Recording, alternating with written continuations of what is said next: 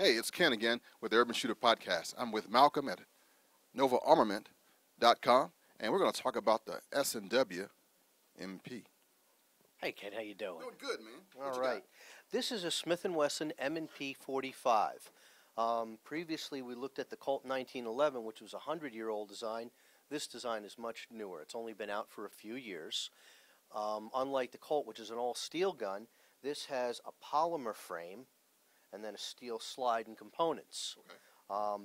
Modern features on this gun include a double-stack magazine, which will hold 10 rounds instead of the Colt's 8. It also has a removable back strap, and it comes with 3 different sizes, small, medium, and large, so the shooter can put the back strap on that best fits their hand, kind of customize the gun right out of the box. All right, that's pretty cool. Another nice thing about this is your slide stop is on both sides of the gun, and the magazine release can be reversed over, so this gun can be used by a left-handed shooter just as easily as a right-handed shooter. Another feature is the gun has a rail on it, so that if you're using this for nighttime hunting or if you're using it for home defense, this is something you can put a light on it. All right. Always good to be able to identify your target. Unlike the 45, it doesn't have that little gizmo back here, right? No, the M&P is what they call a striker-fired pistol. Okay. The firing pin is spring-loaded, and when the slide goes forward, the firing pin catches on the sear and is held back, kind of like the striker on an old pinball machine. All right. And when you pull the trigger, that firing pin is pulled the rest of the way back and released, and that's what fires the cartridge.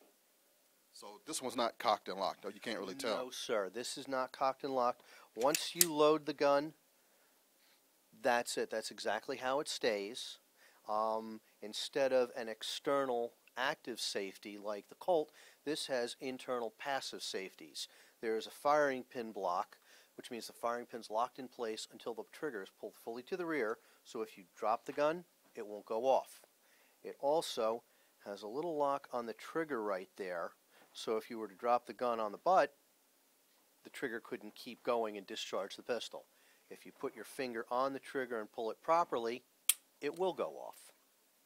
So there are safeties, they're just not, you Yeah, just can't see them visually. Different style of safeties. These are called passive safeties as opposed to the safety on the Colt, which is called an active safety. All right, good deal. And how long has this type of firearm been around? This has been around a good 10 years, this particular design from Smith & Wesson. They got away from their metal-framed guns and got into the polymer frames because that was becoming so popular with modern shooters, with other guns like the Glocks, the H&Ks, the Beretta Storms, the Springfield XDs, things like that. Smith & Wesson got into the market. This gun's been very successful for them. It's very reliable, very accurate, very comfortable to shoot. I know my friends at Pro Arms, the Pro Arms podcast, actually shoot this a lot in competition. What's some of the benefits over this from any other firearm that you know? Something nice for this is, unlike, say, a traditional double-action, single-action gun, this has got a consistent trigger pull. It's the same way every single time.